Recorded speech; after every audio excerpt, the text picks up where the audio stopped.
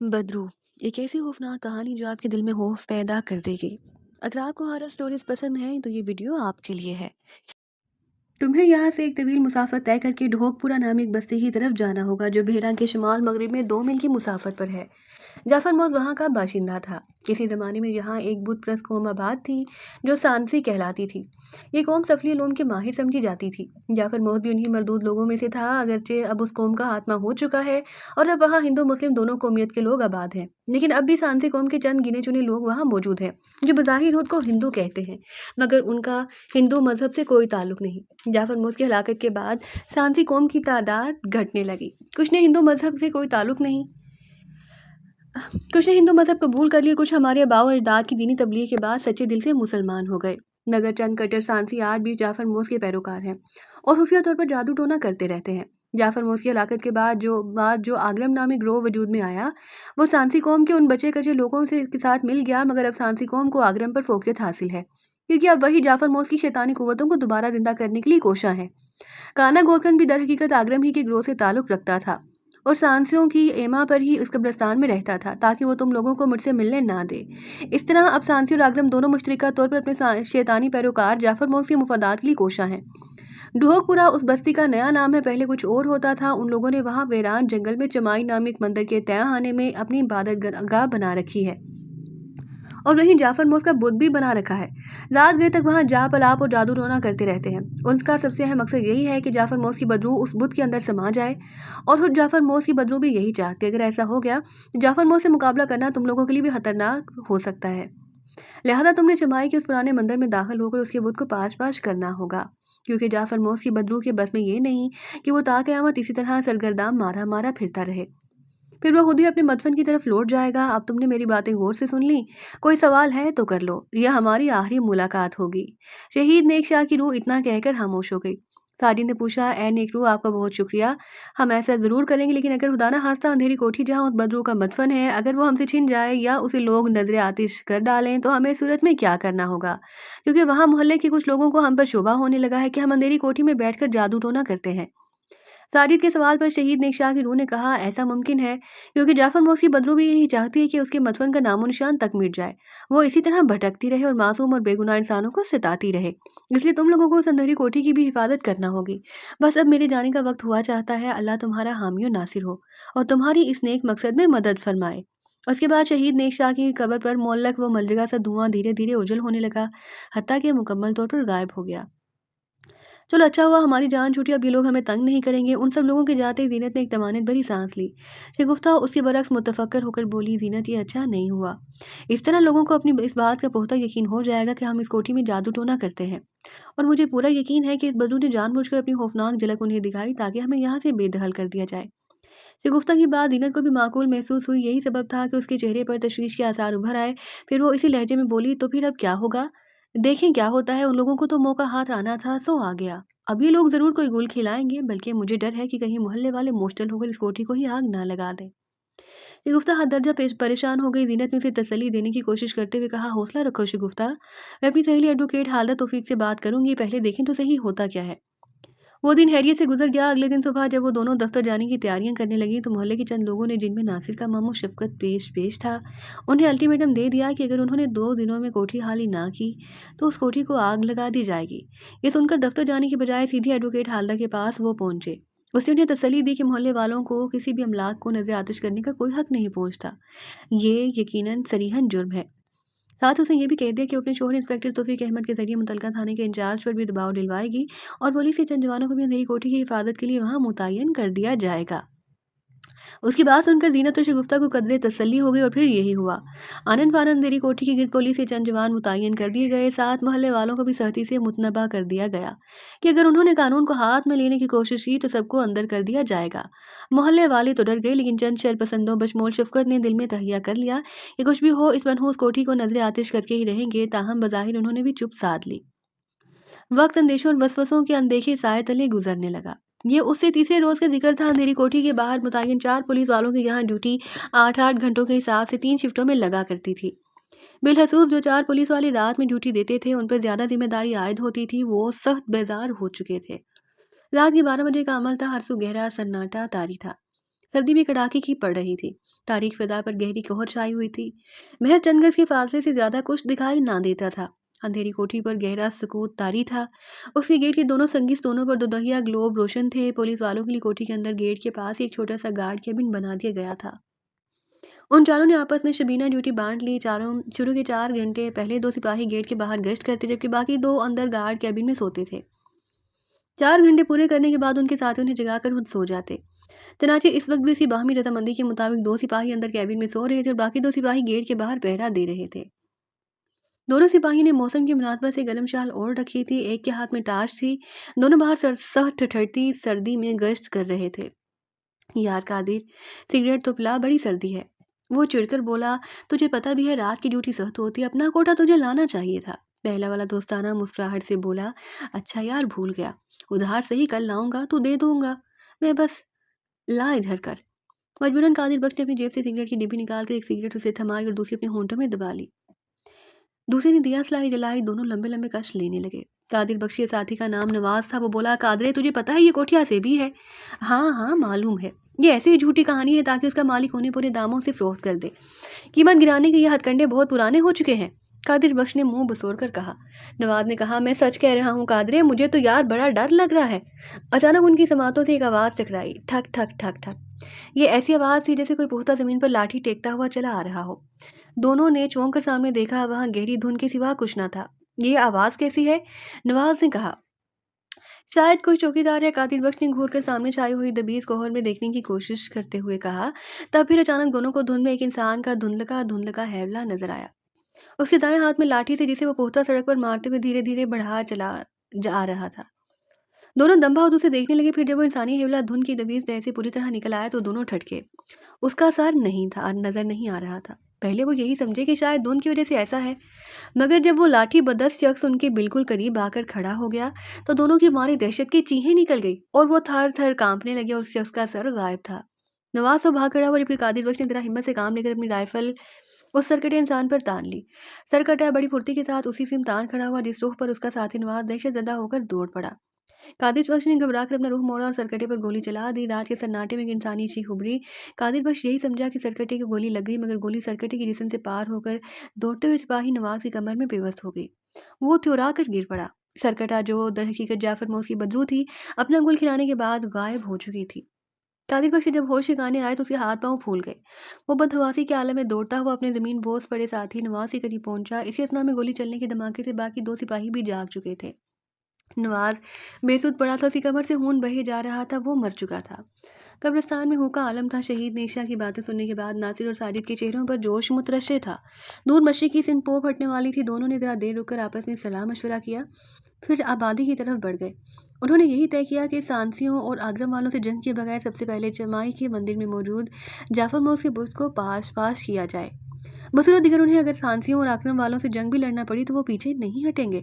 उनके साथ एक मुश्किल ये थी कि साजिद नाबीना था, जबकि जाफर मोस के बुत को सिर्फ साजिद ही पाश कर सकता था, क्योंकि वो शहीद नेशा के खानदान से ताल्लुक रखता था। दोनों को भूख प्यास ही सता रही थी। कल रात से उन्होंने कुछ नहीं खाया था, इसलिए उन्होंने सबसे पहले होटल का पता पूछा और एक छप्परनुमा होटल पर पहुंचकर शकम सेरी की। शाहपुर से आने वाली लारी भी वहां रुकती थी। जरा देर बाद लारी आ गई। दोनों इसमें सवार हो गए। 15 मिनट बाद लारी सुखपुल की तरफ रवाना हो गई। मदरफाती और देहाती रास्तों पर सफर करती हुई लारी कई छोटे छोटे गाँव और बस्तियों में रुकती रही और रात गए उन्हें सुखपुल उतरना नसीब हुआ। सुखपुल एक दरिया पर था जिसे पार करने के बाद आबादी शुरू हो जाती थी। गालिबन इसी वजह से उस गाँव का नाम सुखपुल रख दिया गया था। यहाँ उन्हें एक सराय भी मिल गई। रात उन्होंने वहीं बसर करने का सोचा। वो सराय में दाखिल हुए। सराय के आते एक छोटा मट्टी के दीवारों वाला 2 मंजिला मकान था। सराय की मालिक एक मोटी सी हिंदू औरत थी। सुखपल में मुसलमानों और हिंदुओं की भी खासी तादाद थी। कुछ घर सिखों के भी थे। सराय के मालिक का नाम कलावती था। वो एक स्याह रंग की अधेड़ उम्र औरत थी। उस औरत के अलावा एक जवान लड़की और मर्द भी था। बाद में पता चला कि जवान लड़की रूपा उसकी बेटी थी और जवान मर्द रूपा का शोहर यानी कलावती का दामाद था। तीनों ने सराय का नज़्मो नस्क संभाला हुआ था। बाकी एक नौकर भी था, उसका नाम अब्दुल था। वो एक जवान मर्द था। नासिर और साजिद को यहाँ अजीब सी वीरानी और वहशत का एहसास होने लगा। उन्हें एक कमरा दे दिया गया। कमरा छोटा था, मगर दोनों के लिए रात गुजारने के लिए काफ़ी था। वो झुलिंगा सी चारपाइयों पर मैले कुचैले बिस्तर बिछाए गए थे। लगता था हमारे अलावा कोई मुसाफिर यहाँ नहीं ठहरा हुआ। नासिर ने कहा, हाँ मुझे भी कुछ ऐसा ही महसूस होता है। एक अजीब सी खामोशी और वीरानी है यहाँ। साजिद ने ख्याल जाहिर किया। जरा देर बाद कमरे के दरवाजे पर दस्तक हुई। आ जाओ, दरवाज़ा खुला है, नासिर ने कहा। सराय का मुलाजिम अब्दुल अंदर दाखिल हुआ। वो बगौर दोनों के चेहरों का जायजा लेते हुए स्पाट लहजे में बोला, कुछ खाने पीने के लिए लाऊं? क्या है खाने में? तरकारी है, वो बोला। ठीक है, ले आओ, नासिर ने कहा। तो अब्दुल चंद सानिया वहां खड़ा रहा। नासिर को ऐसा लगा जैसे वो कुछ बेचैन सा था और उनसे कुछ कहना चाहता था। क्या बात है? बिलाहर नासिर ने पूछ लिया। तुम लोग मुसलमान हो? अब्दुल ने होली से पूछा। बोलने का अंदाज सरगोशियाना था।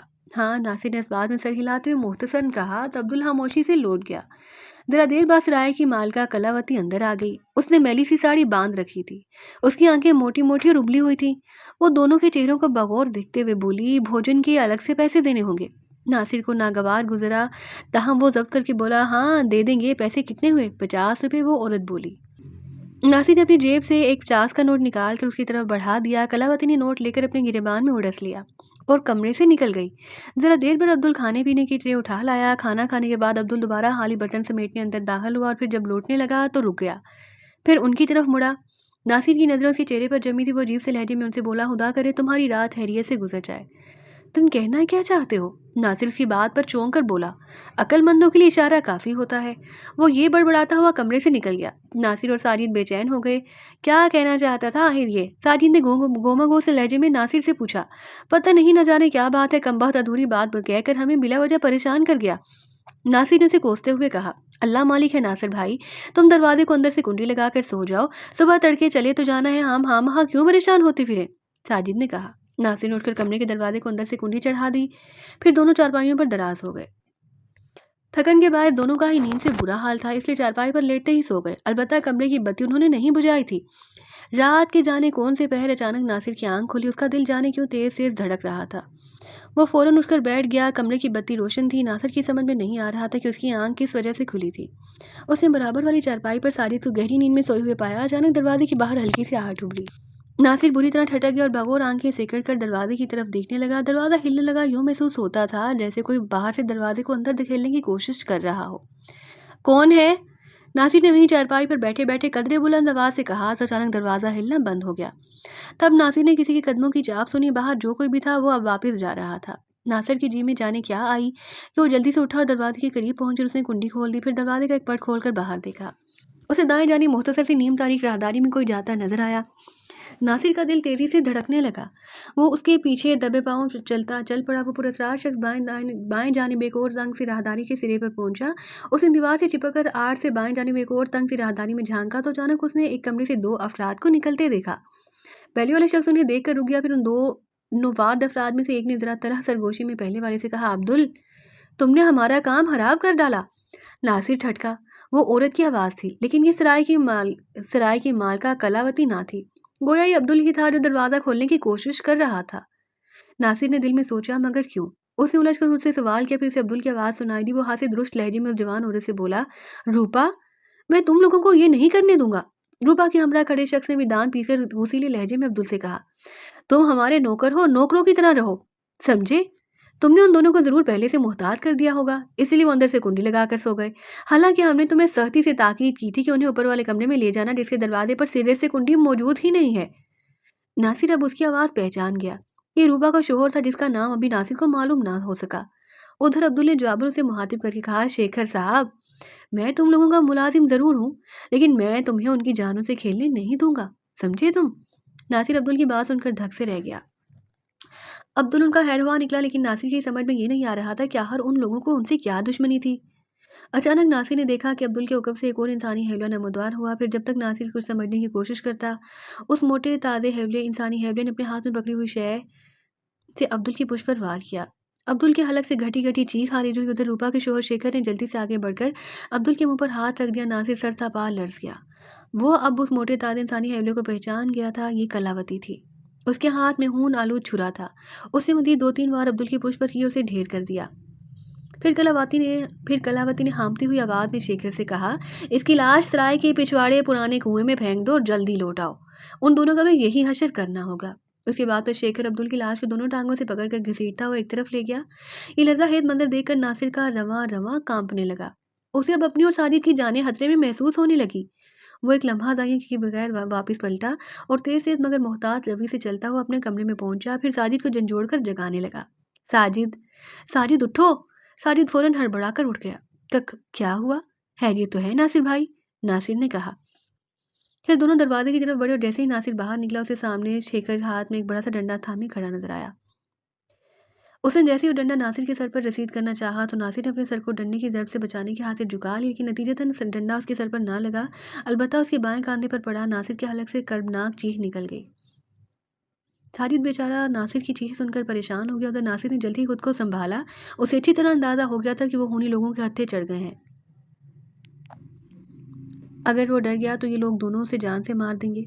चनाचे उधर शेखर ने दोबारा डंडे से नासिर पर वार करना चाहा ले तो नासिर ने अपने मजरूब कांधे की तकलीफ बुलाकर एक जोरदार लात शेखर की पेट पर रसीद कर दी। वो लड़खड़ा कर दीवार से जा टकराया। नासिर उसे संभलने का मौका दिए बगैर उस पर झिपटा और एक घोंसा उसकी नाक पर जड़ दिया। घोंसे की जोरदार जड़ साबित हुई। शेखर के हलक से करेहा चीख खारिज हुई और उसकी नाक का बांसा टूट गया। उसकी नाक से बहने वाला खून उसके चेहरे को मजीद खौफनाक बना रहा था। अचानक नासिर ने कलावती को हाथ में वही खून आलू छोरा पकड़े दौड़ते हुए अपनी तरफ आते देखा। नासिर ने जख्मी शेखर से डंडा छीन लिया जो नाक पर पड़ने वाली एक जर से ढह गया था। कलावती जैसे उसके करीब आई, नासिर ने डंडा लहराकर उसके छुरे वाले हाथ पर रसीद कर दिया। कलावती के हलक से चीख खारिज हुई और छुरा उसके हाथ से छूटकर गिर गया। नासिर ने लिपक कर छुरा उठा लिया और कलावती को दबोच और उसकी मोटी सा गर्दन पर उसकी धार रखते हुए बोला, कातिल औरत, बता तुम्हें हमें क्यों हलाक करना चाहती थी? बोल, तूने बेगुनाह अब्दुल का खून क्यों किया, वरना तुझे ज़बा कर डालूंगा, बोल। कहते हुए नासिर ने उसकी गर्दन पर छुरे की नोक चुभो दी। कलावती के सारे कसबल निकल गए। ताहम वो लुकना ज़दा लहजे में बोली, हम तो तुम्हें लूटना चाहते थे। नासिर समझ गया कि यह हराफा झूठ बोल रही है, लिहाजा उसने उसका मुंह खुलवाने के लिए दूसरा तरीका इख्तियार करना चाहा और दांत पीस कर बोला, झूठ मत बोल कुतिया, मैंने तुम लोगों की सारी बातें सुन ली थी और तुझे मैंने अब्दुल का खून करते हुए अपनी आंखों से देखा। अगर तूने सच सच बता दिया कि तुम लोग हमारी जानों के दुश्मन क्यों थे तो हम खामोशी से निकल जाएंगे, वरना दूसरी सूरत में तुम्हारा गर्दन उधेड़ डालूंगा। नासिर का ये खरबा कामयाब साबित हुआ। कलावती थोड़े तरद्दुद के बाद बताने लगी, हम जाफर मोज़ की आत्मा ने बताया था कि तुम दोनों ढोकपुरा जाना चाहते हो ताकि चमाई के उस पुराने मंदिर की खुफिया तहखाने में रखे जाफर मोज़ के बुत को पाश पाश कर सको। इतना बताकर खामोश हुई। नासिर बुरी तरह ठटका। फिर उसने गलाकर कहा, क्या तुम लोग भी जाफर मोज़ के पुजारियों आगरम के ग्रोह से ताल्लुक़ रखते हो? हाँ, हमारा ताल्लुक़ सांसी कौम से है। हमने हिंदू मज़हब का लिबादा ओढ़ रखा है और दरपर्दा दूसरे लोगों को भी यही तरगीब देते हैं।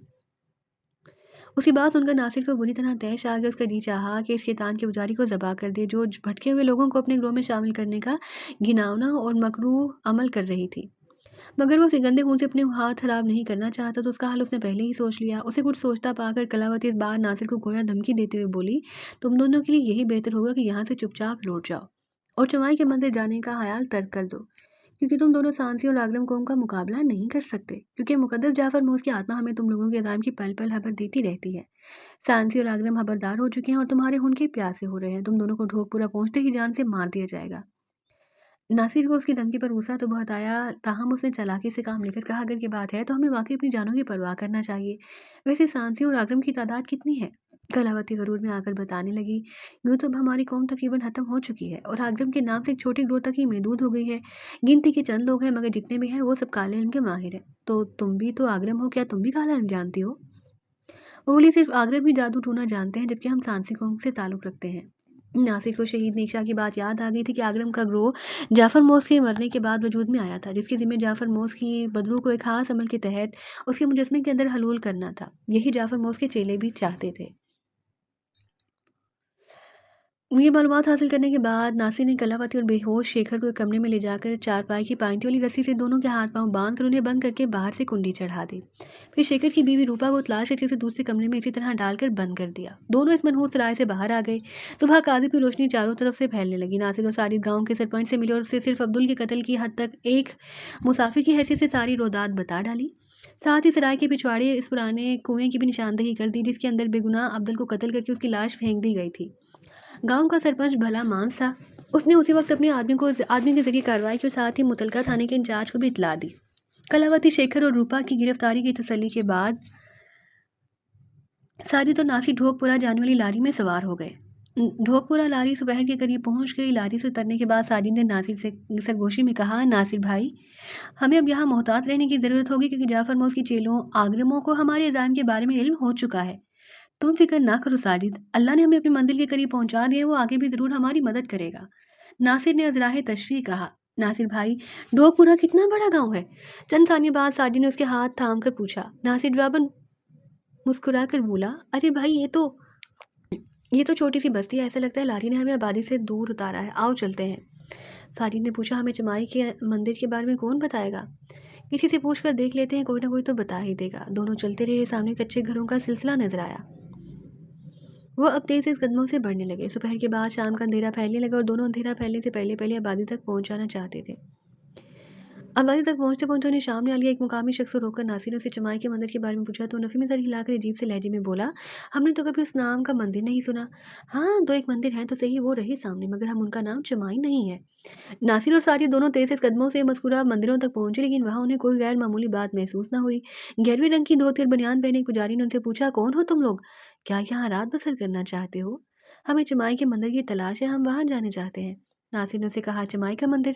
पुजारी उलझे हुए अंदाज में बड़बड़ाया, फिर जैसे उसे याद आ गया कि बोला, कहीं तुम उस मंदिर की बात तो नहीं कर रहे जो अब बिल्कुल वीरान और खंडर में तब्दील हो चुका है? हाँ हाँ महाराज, हम उसी मंदिर की बात कर रहे हैं। पुजारी बाबूर दोनों के चेहरों का जायजा लेते हुए बोला, हर तुम लोगों को इतनी सदियों पुराने मंदिर में क्या लेना है?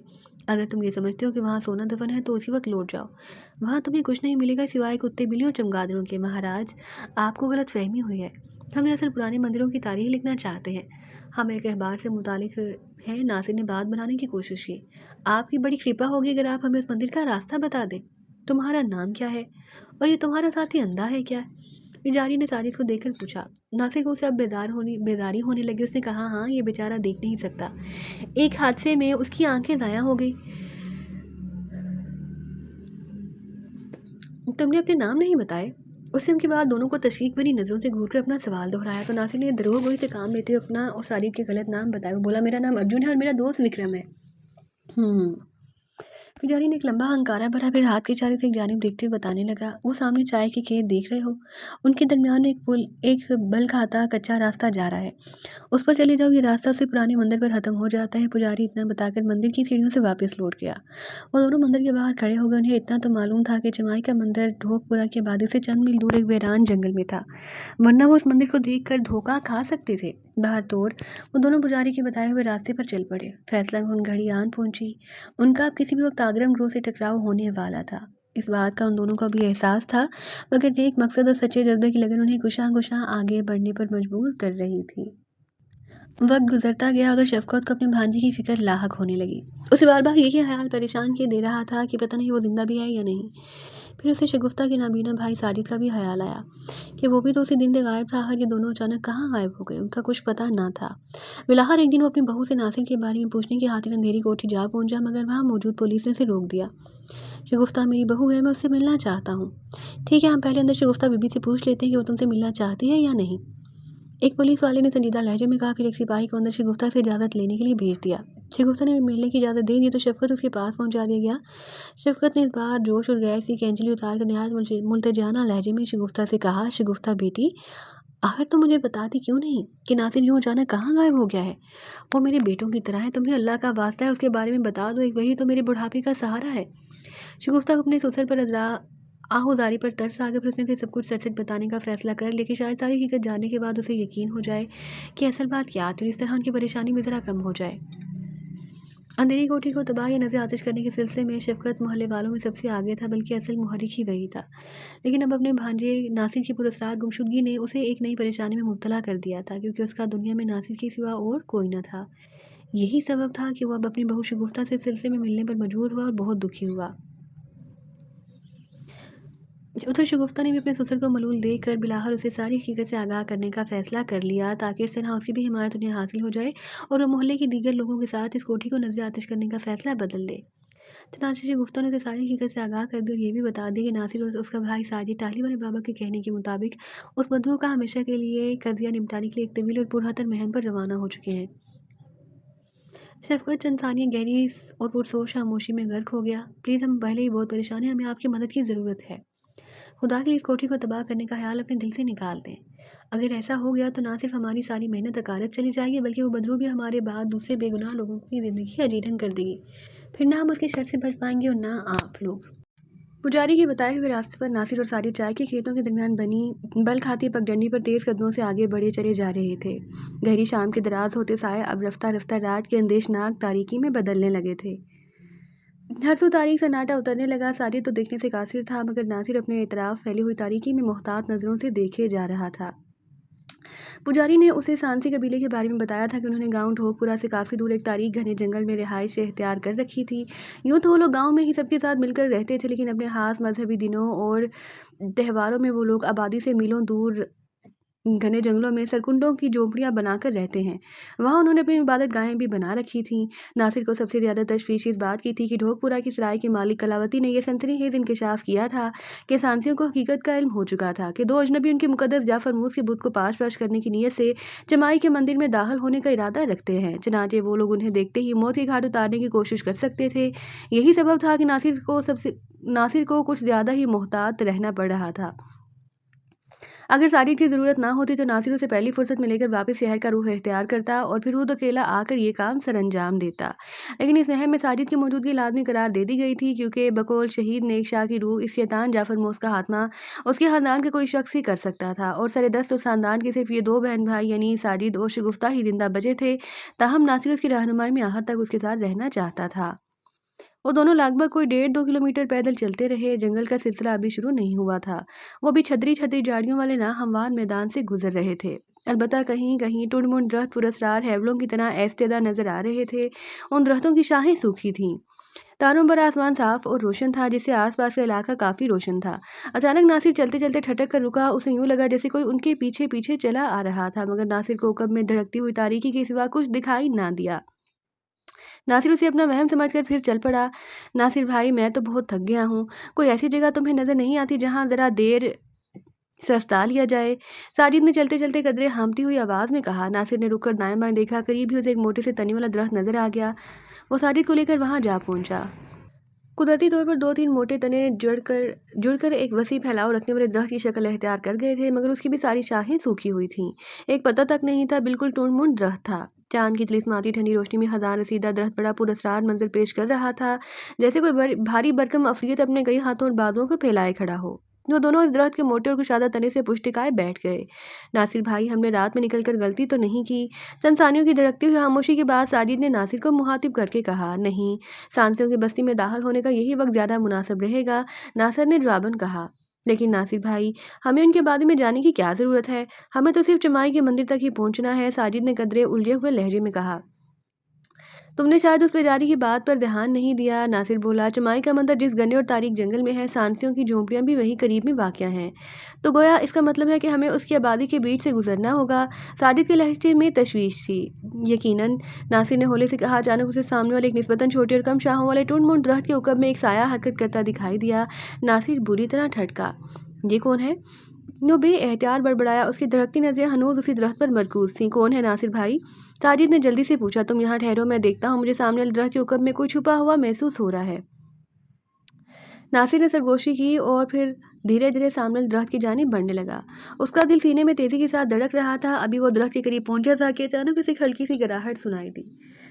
वो ठटक कर वहीं रुक गया। उसे रात के मोटे तने के ऊपर में चांद की मध्यम रोशनी में कोई छुपा हुआ दिखाई दिया। वो किसी जानवर का साया था, जिसकी पुछली, दोनों टांगें, माँ दुम साफ नजर आ रही थी। नासिर किसी होनहार दरिंदे के तस्वर से अब उल्टे पैरों पीछे हटने लगा था। अचानक ही वो दरिंदा दरख्त की आड़ से बरामद हुआ, जिसे देखकर नासिर के पूरे वजूद में कपकपी तारी हो गई। वो एक काले रंग का शेर था। उसकी आंखें बहुत छोटी और चंदी चंदी थी, मगर उनमें बला की सुर्खी और वहशत मुतरश्शे थी। नासिर उस स्याह और होनहार दरिंदे से इस कदर खौफजदा हो गया कि उसकी टांगें लरजने लगीं। नतीजतन उसके पीछे हटते हुए कदम लड़खड़ाए और वो अपना तवाज़ुन बरकरार ना रख सका। वो जैसे ही भरभरी मिट्टी वाली ज़मीन पर गिरा था, ठीक उसी वक्त वो स्याह रंग का दरिंदा अपनी चंदी चंदी सुर्ख आंखों से उसे घूरता हुआ तेजी से उसकी जानिब लपका। उसके हलक से गराहट उबल रही थी। नासिर का खून खुश्क हो गया। उसे अपनी मौत साफ नजर आने लगी। मौत को सामने पाकर उसके असाब यकदम ही जवाब दे गए। उधर साजिद ने भी स्याह दरिंदे की गराहटें सुन ली थी। वो मुतवख्खिश सा होकर उठ खड़ा हुआ और नासिर को पुकारने लगा। उधर उस यादरिंदर ने भी नासिर के अलावा सामने एक और शख्स को देखा तो नासिर के बिल्कुल करीब पहुंचकर रुक गया। उसका और नासिर का दरमियानी फासला सिर्फ चंद फुट का रह गया था। नासिर का लहू मुंजमद हो चुका था। एक होनहार और खौफनाक दरिंदे को अपने बिल्कुल सर पर पाकर उसके हवास जवाब दे गए। उसके वजूद की जैसे सारी कुव्वत सल्ब हो चुकी थी। उसके अंदर इतनी हिम्मत भी ना हो रही थी कि वो उठकर भागने की कोशिश ही कर लेता। दूसरी तरफ साजिद हैरान परेशान खड़ा था। उसे दरिंदे की खतरनाकी का अंदाजा नहीं था, ना ही उसे कोई नासिर जवाब दे रहा था। नासिर को यह देखकर जरा हिम्मत हुई कि काला शेर करीब पहुंचने के बाद रुक गया था। नीज वो अब उसकी तरफ घूरने की बजाय टिकटिकी बांधे साजिद की तरफ देखे जा रहा था। नासिर यही समझा कि शायद ये काला शेर अब साजिद पर जिपटेगा, मगर वो खुद हैरान था कि काला शेर अपनी जगह से जरा भी टस से मस ना हुआ। यूं नासिर ने जरा हौसला पकड़ा और लेटे लेटे पीछे की तरफ सिरकना शुरू कर दिया। और जैसे ही वो साजिद के करीब पहुंचा, उधर काले शेर ने भी धीरे धीरे उनकी तरफ बढ़ना शुरू कर दिया। नासिर की मारे दहशत से अभी तक गग्गी बंधी हुई थी। वो फटी फटी आंखों से अपनी तरफ देखते हुए बढ़ते हुए काले शेर को तके जा रहा था। उस शेर की आंखों में जाने कैसी मकनातीसी कशिश थी कि नासिर गुमसुम होकर रह गया।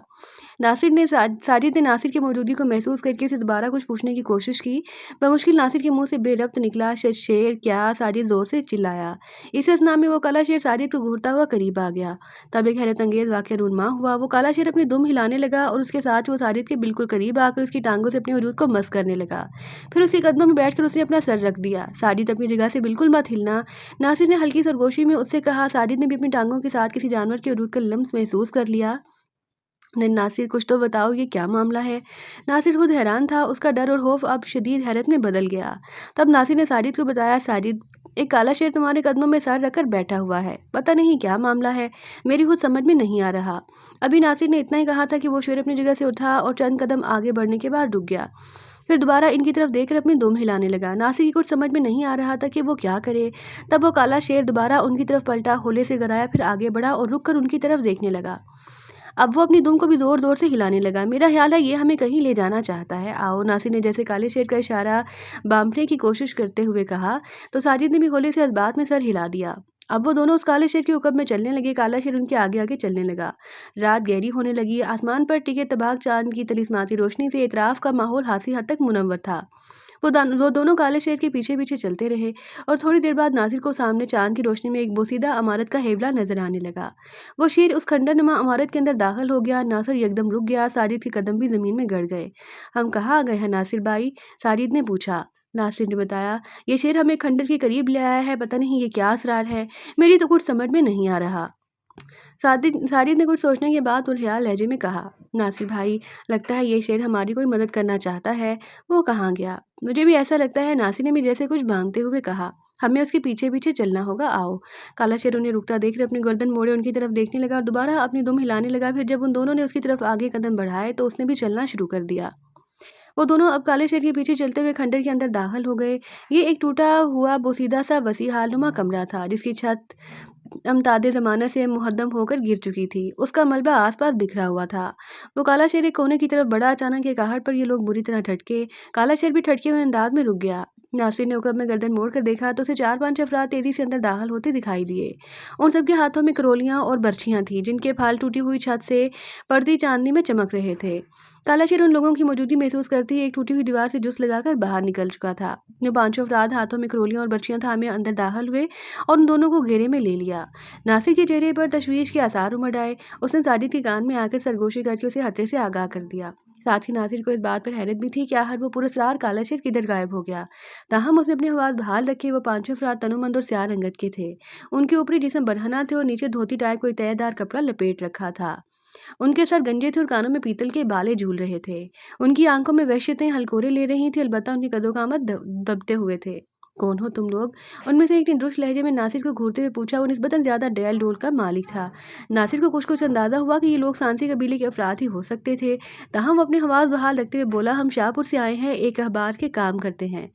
तारीखी मकामात की सैर करना और इन बरसों पुराने खंडरात के बारे में लिखना हमारा पेशा है। नासिर की बात सुनकर एक दूसरा बगौर उन दोनों का जायजा लेते हुए मकरूम मुस्कुराहट से बोला, तुम्हारी ये चालाकी काम नहीं आ सकती, क्योंकि हम तुम्हें अच्छी तरह जान गए हैं कि तुम कौन हो। मुकद्दस जाफर मौस ने हमें सब बता दिया है। उसकी बात सुनकर नासिर और साजिद का दम खुश्क होने लगा। ये दोनों इन 5 होनहार सांसियों के घेरे में बुरी तरह फंस चुके थे। तुम दोनों अब मरने के लिए तैयार हो जाओ। तीसरे ने उन्हें घूर कर गिराते हुए कहा और उसके साथ ही ये पांचों अपने हाथों में बर्चियां और करोलियां लहराते हुए अपना घेरा तंग करने लगे। नासिर को अपनी मौत साफ नजर आने लगी। वो तन्हा और निहत्था था। उन पांचों होनहार और तर्जुमान साथियों से सांसियों से नहीं लड़ सकता था, जो जाफर मोस के पुजारी थे। तब फिर अचानक खंडर के अंदर एक दहाड़ गूंजी और उनकी तरफ बढ़ते हुए वो पांचों सांसी बुरी तरह ठटके। ठीक उसी वक्त एक दरिंदे ने उन पर जुस्त लगाई। नासिर ने देखा ये वही पुरस्कार काला शेर था। उसने सबसे पहले एक सांसी की गर्दन को अपने जबड़े तले नुकीले दांतों से उधेड़ा और फिर दूसरे को नुकीले नाखूनों वाला पंजा मारकर उसका चेहरा नोच डाला। बाकी तीनों सांसी काले शेर के मुकाबले पर डट गए। उनके अंदाज़ा द्वार बड़े जंगजुआना तर्ज के थे। नासिर और साजिद एक कोने में सिमट गए। वो तीनों सांसी अपने हाथों में करोलियां तोले काले शेर को घेरे में लिए हुए थे। काला शेर उनमें से किसी एक पर जुस्त लगाने के लिए पर तोल रहा था और इनकी तरफ घूर घूर कर गरा रहा था। तब फिर अचानक ही एक ने सांसी पर छलांग लगा दी।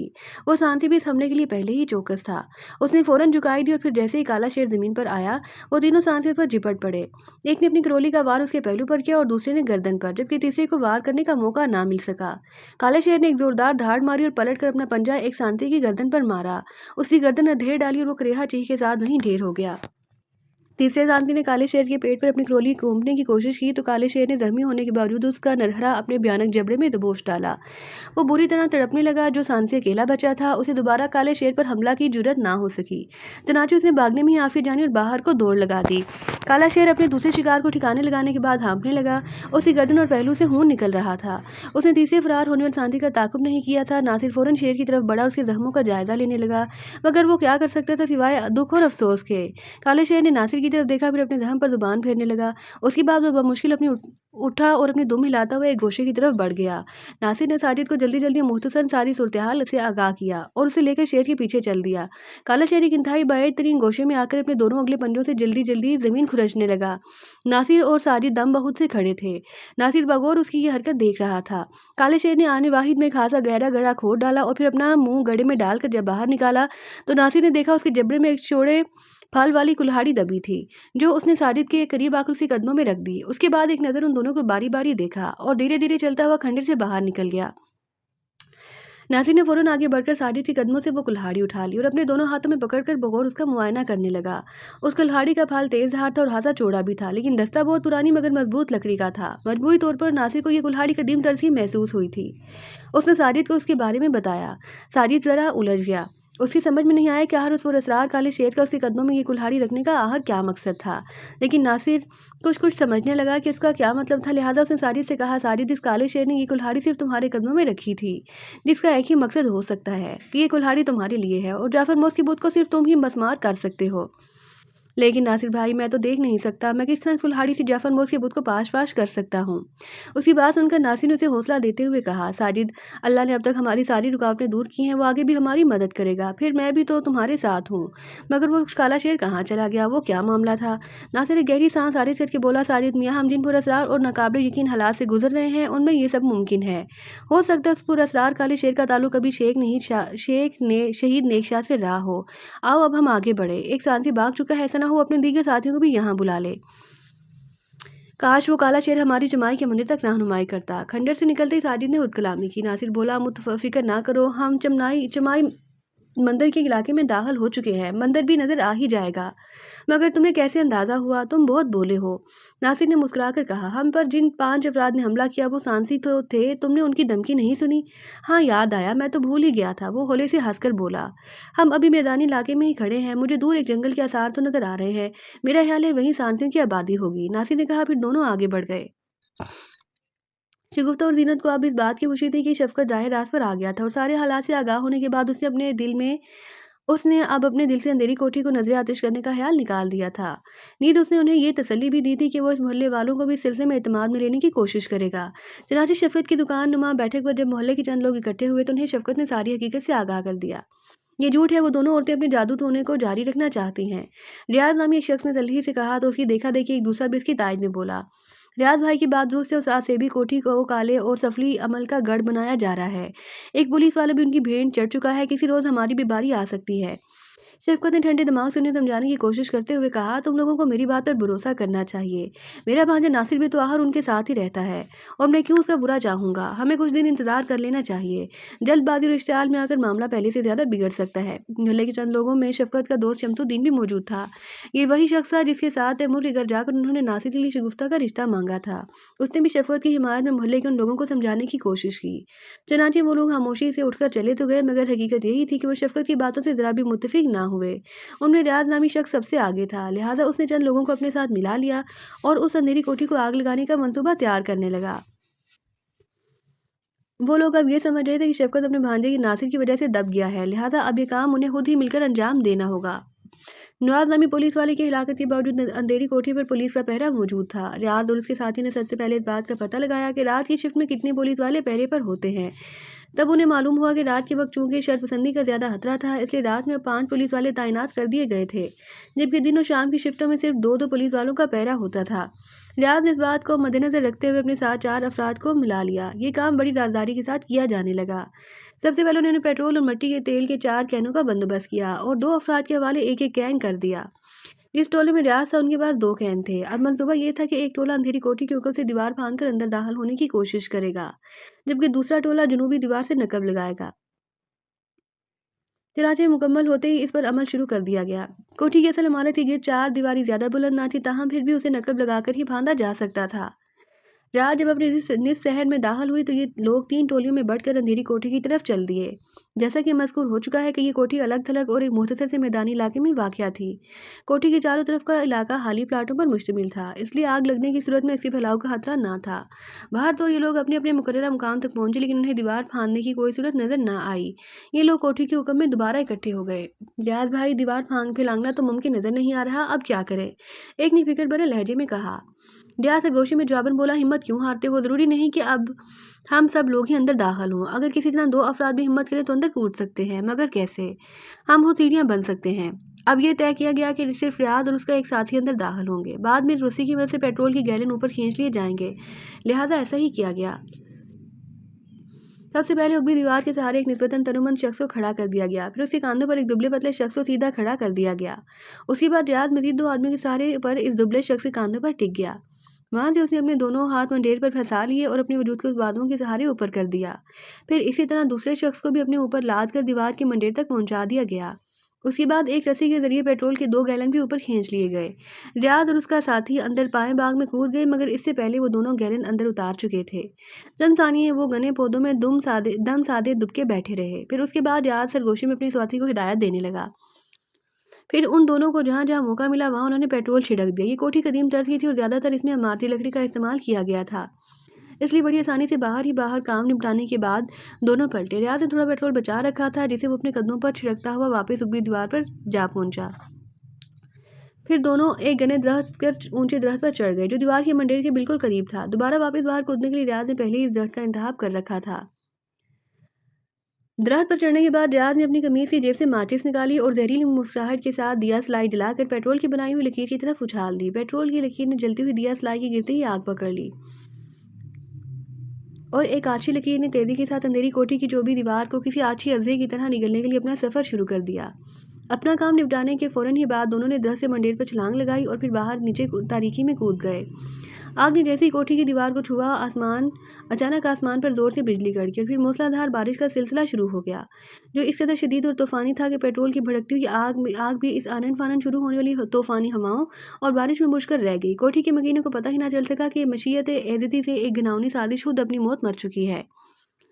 वो दोनों बदस्तूर तारीकी में आगे बढ़ते रहे। इन 5 सांसियों के हमले के बाद से नासिर अब पहले से ज्यादा मुहतात हो गया था। जंगल करीब आने लगा। ये इस कदर घना और तारीक जंगल था कि नासिर के लिए इसके अंदर दाखिल होने का तस्वर ही महाल हो रहा था, मगर वो मोहतात और चौकस था। जंगल के करीब पहुंचकर वो जरा देर के लिए रुक गया। जंगल के अंदर आसेबी सन्नाटा तारी था।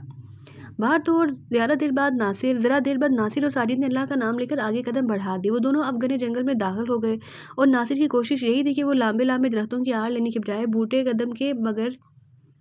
कद के मगर चतनार और घने पेड़ों की आड़ लेता हुआ आगे बढ़ रहा था। थोड़ी दूर निकल आने के बाद जंगल का घनापन खत्म होने लगा और हुदरू झाड़ियों का मुख्तसर मैदान नजर आने लगा। एक मुकाम पर नासिर ठटक कर रुक गया और बागोर आंखें सिकेड़े सामने तकने लगा। उसे जरा दूर घास और खुदरू झाड़ियों के दरमियान मैदान में सरकुंडों की छोटी छोटी झोंपड़ियां नजर आने लगी। चंद एक झोंपड़ी से रोशनी के जुगनू से चमकते दिखाई दे रहे थे। उसका दिल बेएहतियात मुसर्रत से धड़क उठा। साजिद, लगता है हम मंजिल के करीब पहुंच चुके हैं। अच्छा, साजिद भी धीमी आवाज में खुशी से बोला। क्या हम पुराने मंदिर के करीब पहुंच चुके हैं? नहीं, हम अभी सांसियों की आबादी तक आ पहुंचे। हमें अब रास्ता बदल कर बढ़ना होगा। नासिर ने अब एहतियातन अपनी एक कुंडली से करोली निकालकर साजिद की कुंडली पर बांध दी कि बवक्ते जरूरत किसी फौरी और मुमकिन खतरे के पेश नज़र वो उसे इस्तेमाल में ला सके। इसी तरह चलते चलते हुए मध्यम रोशनी में नासिर को अचानक अपने दाएं जानिब जरा फासले पर एक महरूती और खंडरनुमा इमारत के आसार नजर आए। वो फौरन भान गया कि यही चमाई का पुराना मंदिर था। नासिर कामयाबी के जोश में अब तेज कदम के साथ आगे बढ़ने लगा। अभी वो थोड़ी ही दूर चले थे कि अचानक नासिर को अपने पैरों में जकड़न का एहसास हुआ। फिर इससे पहले कि वो कुछ समझता, अचानक उसके दोनों पाँव एक झटके से ऊपर उठे। फिर बेएहतियात उसकी हलक से तेज चीख खारिज हो गई। अगले ही लम्हे वो सर के बल ऊपर उठता चला गया। कुल्हाड़ी भी उसके हाथ से छूटकर नीचे खुदरू झाड़ियों में गिर पड़ी। नासिर ने साजिद को खतरे में पाया तो वो उसके वजूद में जोश की एक तेज लहर से आ गई। मंजिल के करीब पहुंचकर वो शिकस्त से दो चार नहीं होना चाहता था। चनाचे उसे हिम्मत और जुर्रत से काम लिया और किसी तरह जोर लगाकर अपने सर के बल फिजा में मोलक वजूद को समेटकर अपनी पुंडली पर बंधी हुई करोली निकाली। फिर टांगों की रस्सी काट डाली, लेकिन उसने ये एहतियात रखी कि उसका दूसरा झूलता हुआ सिरा उसके हाथों में मजबूती से थमा रहे, वरना सर के बल गिरने से उसकी गर्दन की हड्डी टूट सकती थी। बहरहाल दोनों पैरों के जकड़ बंदे काटने के बाद वो नीचे कूद गया। पांचों सांसी अब उसकी तरफ मुतवज्जा हुए। नासिर ने यहाँ जोश की बजाय होश से काम लिया। चिल्लाकर उनसे बोला, बेवकूफ़ो, जल्दी करो, वो दोनों मुसलमान तुम्हारी इबादत गाह में दाखिल हो चुके हैं। उन्हें रोको, वो मुकद्दस जाफर मोस का बुत पाश काश करने वाले हैं। उनके हमरा काला शेर भी है जिसने तुम्हारे साथियों को भी हलाक कर डाला है। नासिर की बात सुनकर उन पांचों सांसियों के चेहरों पर एक लम्हे को उलझन के तासुरात उमड़ पड़े। नासिर ने बगैर उनके चेहरों का जायजा लेते हुए पहले ही ये इत्मीनान कर लिया कि उनमें वो शख्स तो मौजूद ना था जो काले शेर के पंजों से अपनी जान बचाकर भाग निकला था, वरना उन दोनों को पहचान लेता। मगर तुम कौन हो? एक सांसी ने करोली लहराते हुए कदरे तेज लहजे में उससे पूछा। हमें कलावती ने भेजा है, यहाँ तक कि हम तुम्हें खतरे से आगाह कर सके। नासिर को चूंकि मालूम था कि ढोकपुरा के सराय की मालिक कलावती भी सांसी कबीले से ताल्लुक रखती थी, जिसे बाद में उन्होंने पुलिस के हवाले कर दिया था। लिहाजा यही सबब था कि कलावती का हवाला देने पर वो लोग कुछ सोचने पर मजबूर हो गए। लिहाजा वो उन्हें छोड़कर पुराने मंदिर की तरफ दौड़े, मगर दूसरे ही लम्हे गूंजदार आवाज पर वो ठटक कर रुक गए। खबरदार, इनके झांसे में ना आओ। यही वो दोनों मोजी हैं जो मेरे बुत को पाश पाश करने आए हैं। उन दोनों को तुरंत खत्म कर डालो। नासिर और साजिद उस आवाज को पहचान कर लर्ज उठे। ये जाफर मोस की बदरू की आवाज़ थी। खतरा महसूस करते ही नासिर ने सबसे पहले जमीन पर पड़ी कुल्हाड़ी उठा ली। फिर साजिद का हाथ पकड़कर दाएं जानिब की कदआदम झाड़ियों की तरफ दौड़ता चला गया। वो पांचों सांसी अब होनहार आवाजें निकालते हुए उनकी तरफ दौड़े। नासिर और साजिद झाड़ियों और दरख्तों की गुंजान सिलसिलों की आड़ लेते हुए एक लंबा चक्कर काटकर चमाई की खंडरमा इबादतगाह की उकबी दीवार के करीब जा पहुंचे। चंद सानिए वो वहां दम साधे खड़े रहे। उसके बाद नासिर ने साजिद को अपने उकब में आने का कहा। फिर दोनों दीवार से चुपके चुपके इबादतगाह के मरकजी दरवाजे की तरफ बढ़ने लगे। नासिर को हैरत थी कि उन्होंने अपनी इस इबादतगाह के नए सिरे से मुरम्मत तो एक तरफ थोड़ी सी ठोका ठाकी भी ना की थी। आखिर वजह क्या थी? क्या जाफर मौत के बुत में उसकी बदरू हलूल होने तक उसे दानिस्ता ऐसे ही रहने दिया गया था? एक ही वजह उसके जहन में आई थी, उसका उनका ताक़ुब करने वाले वो पांचों सांसी भटक गए। नासिर को उनमें अकल का फुकदान महसूस हुआ। वो जांगली किस्म की कौम मालूम हुई थी। बाहर तर वो दोनों तारीकी का फ़ायदा उठाते हुए इबादतगाह के शिकस्ता दरवाजे के करीब पहुंच गए। नासिर ने साजिद को वहीं गोशे में खड़े रहने की ताकीद करते हुए कहा, साजिद, मंजिल हमारे कदमों तले है। हमें जल्दबाजी से काम नहीं लेना होगा। तुम इधर ही ठहरो, मैं ज़रा अंदर की सुनगुन लेकर आता हूँ।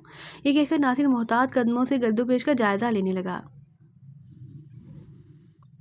इबादतगाह की शिकस्ता चौखट के करीब पहुंचकर रुका और अंदर झांकने लगा, लेकिन ये देखकर उसे शदीद हैरत का सामना हुआ कि अंदर कोई भी जी नफ्स मौजूद ना था। अलबत्ता अंदर चंद मशलें रोशन थी। वो धड़कते दिल के साथ अंदर दाखिल हो गए। फिर उसने इबादतगाह का कोना कोना छान मारा, मगर उसे कोई बुत दिखाई ना दिया। वो बहुत परेशान हुआ। एक ख्याल उसके जहन में ये भी उभरा कि वो कहीं वो गलत जगह पर नहीं आ गया। अभी से थोड़ी ही देर गुजरी थी कि अचानक बाहर कुछ लोगों की जोर जोर से बोलने की आवाज़ें उभरी। नासिर का दिल एक बार ये जोर से धड़का। फिर एक लम्हा भी ज़ाया किए बगैर वो एक टूटे हुए स्टोन की आड़ में हो गया। एक सांसी बोला, हमारा तो ख्याल है वो दोनों इधर का ही रुख करेंगे। मगर कहाँ गए वो दोनों? दूसरा सांसी बोला, वो दोनों मूर्ख यहाँ ज़रूर आएंगे, लेकिन जब मुकद्दस जाफर मोस का बुत ना पाकर वापस चले गए होंगे। कहीं ऐसा तो नहीं कि उन्हें इस हकीकत का इल्म हो चुका हो कि हमने खतरे की वजह से मुकद्दस जाफर मोस का बुत किसी और जगह मुंतकिल कर दिया है। मेरा ख्याल है हमें इसी वक्त चलना चाहिए। क्या खबर वो दोनों मूर्ख वहां तक ना पहुंच गए हों। सबने उसकी बात पर हाँ करते हुए बैक वक्त सर हिलाया और बाहर को दौड़े। नासिर ने उनकी बातें सुन ली। चनाचे वो एक लम्हा ज़ाया के बगैर इबादतगाह से बाहर आया। 500 सांसियों की तेज़ कदमों से तारीकी में बढ़ते हुए हेवड़े उसे साफ नजर आ रहे थे। फरते जज फरते जोशे फरते जोश से नासिर की रगों में खून की गर्दिश तेज़ हो गई। उसने साजिद को साथ लिया और फिर वो दोनों उनके ताक़ुब में चल पड़े। हाथ से दूर निकल आने के बाद छोटे बड़े टेलों का सिलसिला शुरू हो गया। ऐसे में एक निस्बतन बुलंद टेले के एक तारीक गार के सामने वो 500 सांसी खड़े हो गए। नासिर और साजिद भी एक छोटे टेले की डहलवानी आड़ लेकर उनकी तरफ देखने लगे। उन्होंने देखा कि गार के अंदर रोशनी हो रही थी और अंदर से मजीद 3 अदद नेज़ा बरदार सांसी बाहर निकले। वो 500 नवार सांसी उनसे कुछ बातें करने लगे, फिर वो मुतमईन होकर वापस पलट गए। उनके जाते ही यार के अंदर से बरामद होने वाले तीनों सांसी भी अंदर चले गए। जब वो 500 सांसी बहुत दूर तारीकी में गायब हो गए तो नासिर ने कुल्हाड़ी साजिद को थमाते हुए जोश से लड़ाती आवाज़ में कहा, साजिद, अब उस बदबू से छुटकारा पाने का वक्त आ गया है, आओ मेरे साथ। साजिद ने कुल्हाड़ी अपने एक हाथ में थाम ली। फिर दोनों धीरे धीरे कदमों से चलते हुए गार के दाने पर पहुंचे और जरा सी देर में वो अंदर दाखिल हो गए।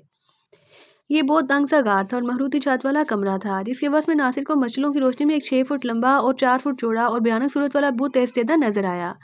उसके गिर्द वही तीनों सांसी भी चौकस खड़े थे।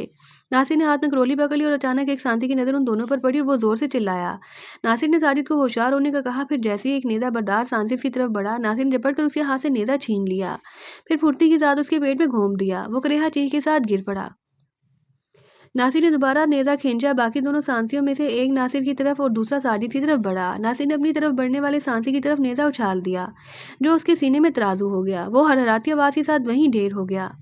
फिर नासिर ने साजिद की तरफ बढ़ते हुए तीसरे सांसी पर छलांग लगा दी और उसे ज़मीन बोस कर दिया। वो दोनों गुत्थम गुत्था हो गए। फिर एक मौका मिलते ही नासिर ने चिल्लाकर साजिद से कहा, साजिद, अपनी नाक की सीध में आगे बढ़ो जल्दी। जाफर मोस का बुत तुम्हारे सामने है, उसे पाश पाश कर दो।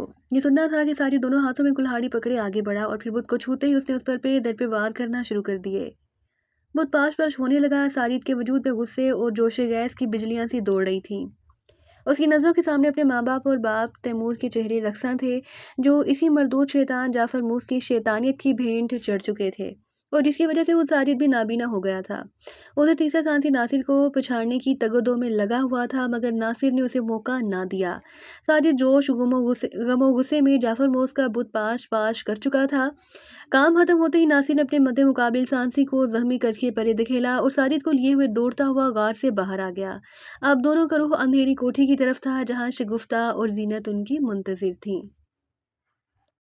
जी तो प्यारे साथियों, इसी के साथ बदरू का एहतताम होता है।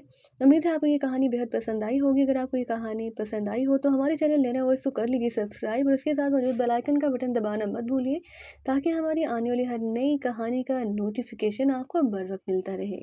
अब हमें दीजिए इजाज़त। हम आपकी खिदमत में हाजिर होंगे इसी तरह की एक और दिलचस्प कहानी के साथ। तब तक के लिए अल्लाह हाफिज़।